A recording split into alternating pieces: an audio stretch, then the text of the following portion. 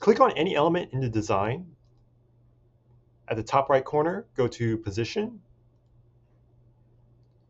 and click on Layers.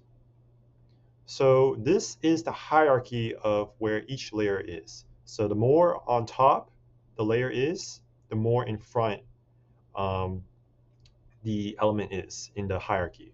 So this right here is currently in the front. So if I move it anywhere, it's always going to be in front of all the elements. Now, if I want to move it behind, I can just simply click on it and drag it to the very bottom. And so now, if I move it around, now this element is behind all the elements. So you can rearrange this hierarchy depending on where you want this to be in the order of things. You can also group things together. So let's say I want to group these balloons together. I can come over and either hit Ctrl or I can hit Shift to group all of these balloons together.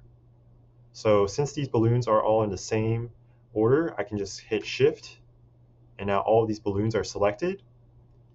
I can click on the three dots, and I can come over here and select Group. So now all these balloons move with one another. And if I want to ungroup them, I can just simply click the three dots again and click Ungroup.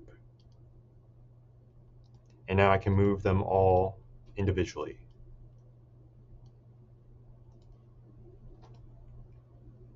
It's the same thing with the overlapping feature. This is the hierarchy of where the elements are. So if you want this particular balloon to be behind the rest, you can just simply drag it to the bottom, and now it's behind all the rest of the balloons.